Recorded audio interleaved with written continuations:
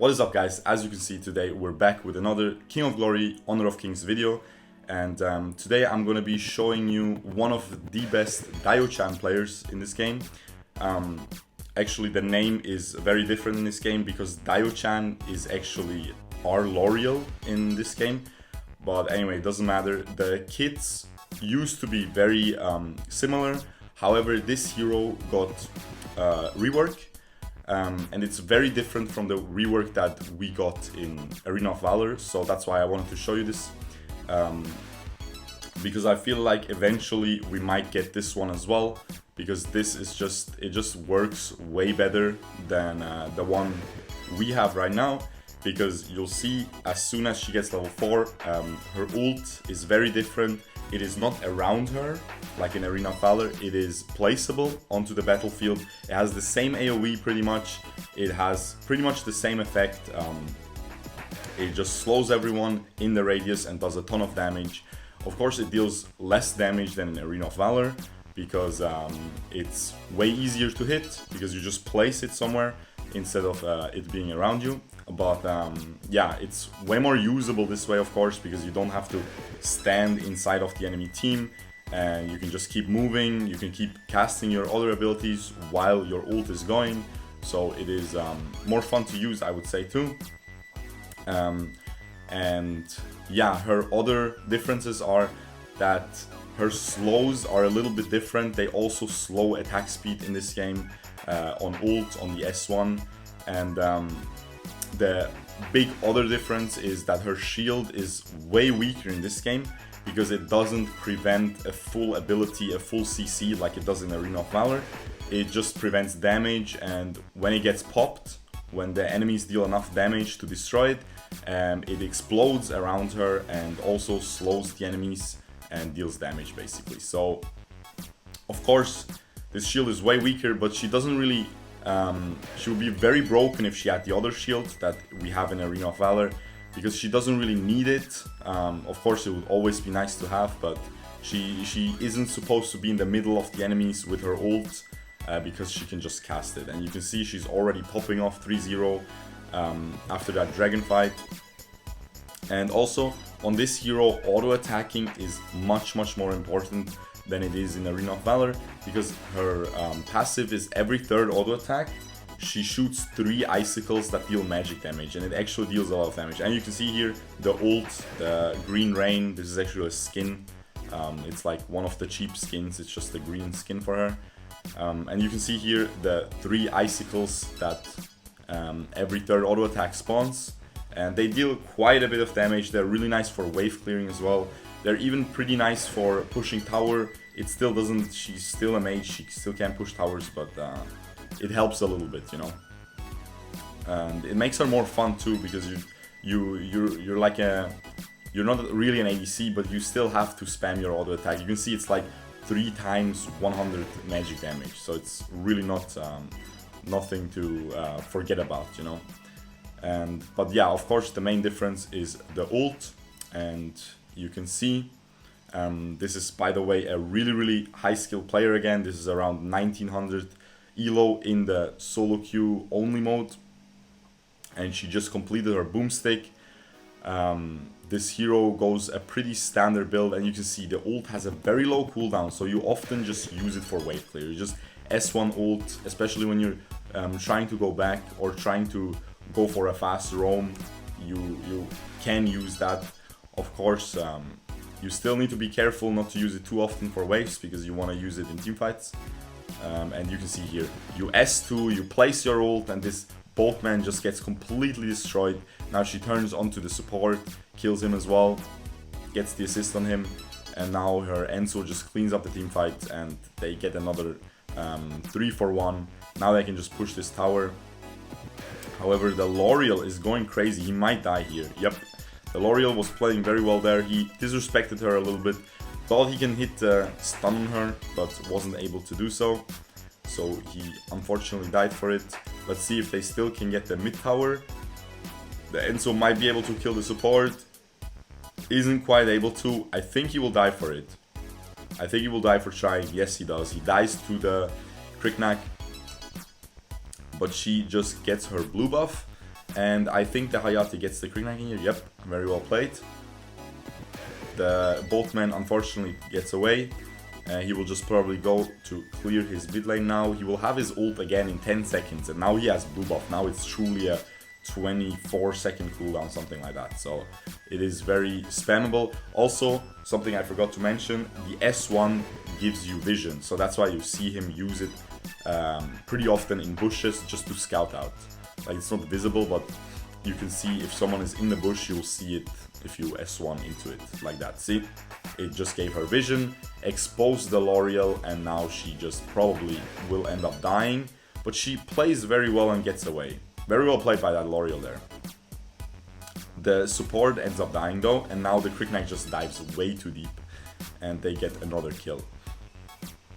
Now she built an item we don't have in Arena of Valor.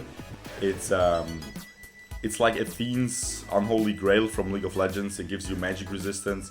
It gives you a lot of mana regen and some AP, not too much AP. It's not really a high damage item.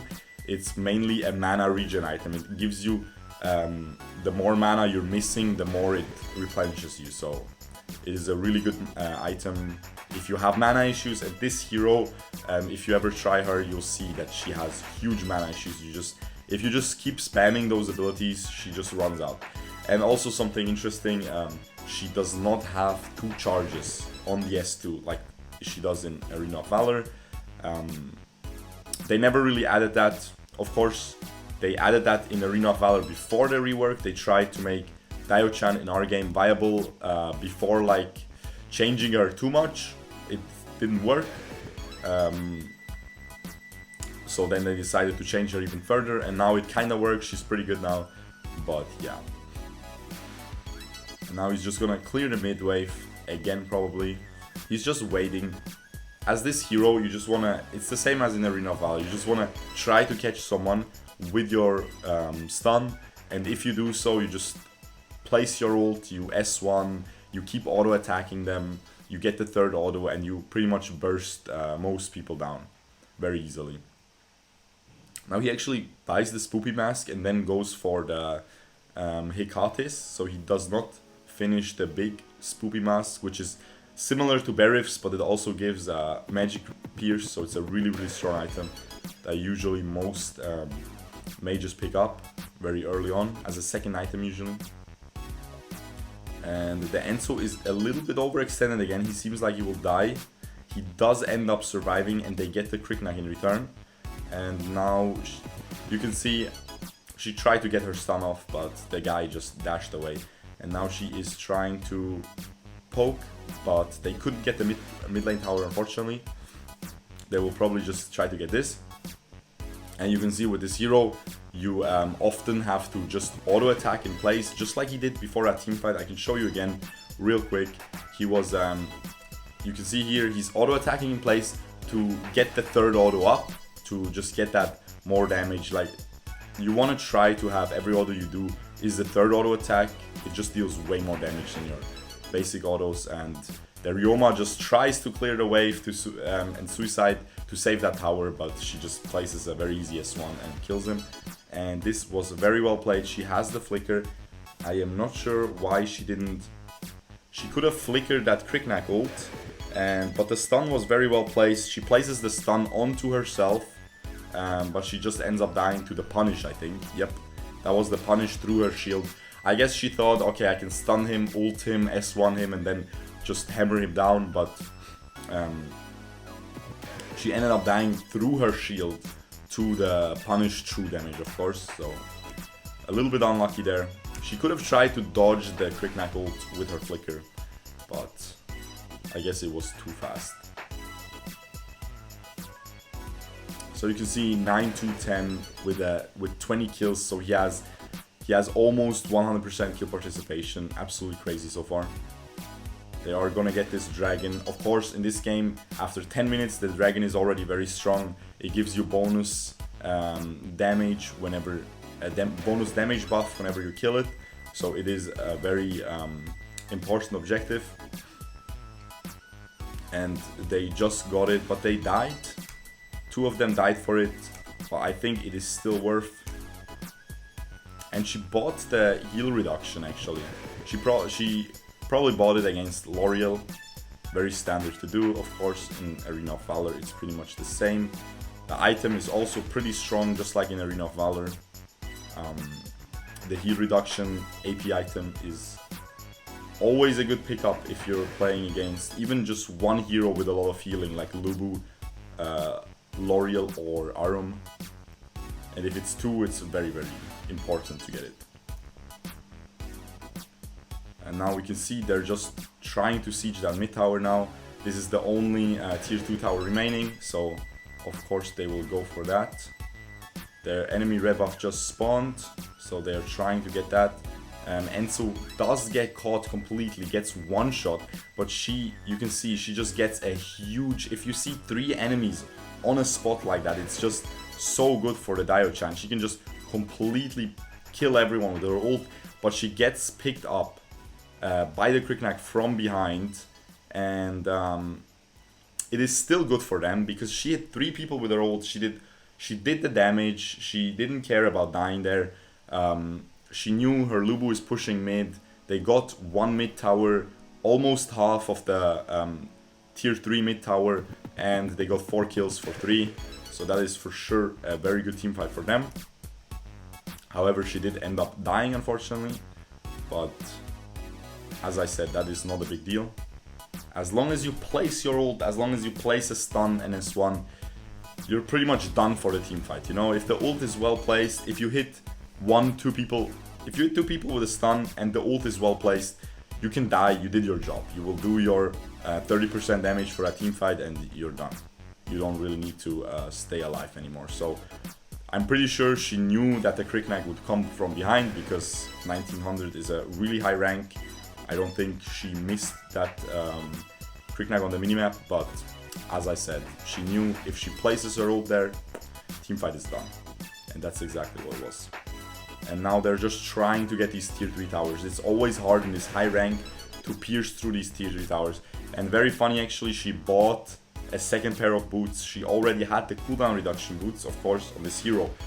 On most mages, cooldown reduction boots are really the choice to take in this game.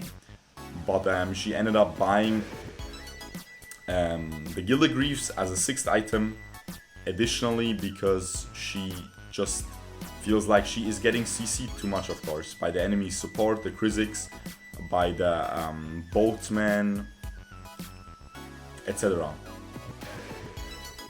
Actually, I feel like they don't have too much CC, and I personally feel like the Kriknak is just killing her, one-shotting her, but I'm sure he knows better. Anyway, so, and he doesn't want to sell his other boots because he really needs that cooldown reduction. It is a 15% cooldown reduction. It's not easy to just get from any item. I'm sure he will sell the boots eventually. This is this is exactly how you play this hero. You see, you trap someone, you completely one-shot their squishy. Nothing he could do there. He got stunned, ulted, everything, auto attack, dead. Very simple. And also it's the same as in, I'm pretty sure it's the same in Arena of Valor. If you hit your stun on someone, the frozen target will take more damage by you on every ability. And I think in Arena of Valor they also take like bonus magic damage from auto attacks. I'm not really sure, but yeah. And now he completed the Arctic Orb, so that is the yellow button that appeared over his ult. And now he really isn't scared of Kriknak anymore. Now it's very simple to win those team fights, I would imagine. He could have bought it earlier, to be honest, but he probably felt like it is more important to just get more damage first and to get a heal reduction first, because his support is not a support that can build it. Of course, a Crashed cannot really build heal reduction or apply it. Even if he builds the AD item, he is not a viable user of it, so she just felt like, okay, we need to shut down that L'Oreal. And also the Kriknak heals a very surprising amount as well with the S2 dash if he hits an enemy hero. It's the same in AoV, so yeah, that is often neglected. But anyway, as you saw, really nice game there. Really nice rework in my opinion. 1838, really high rank, of course. and we will see the items by everyone for those who play Honor of Kings. You can pretty much copy most of those, and you can see she did 35% damage. Second one was the Enzo. He has OVO in his name. I don't think it's a pro player, but it might be. If it is, OVO is one of the best junglers in China. He's on a pro team, so but I really highly doubt it is him. He would have his team tag as well in the name. Maybe it's just a fan. Anyway, so if you guys enjoyed this, please leave a like and tell me what other heroes you want to see. And yeah, I will see you guys tomorrow. Peace out, boys. Bye bye.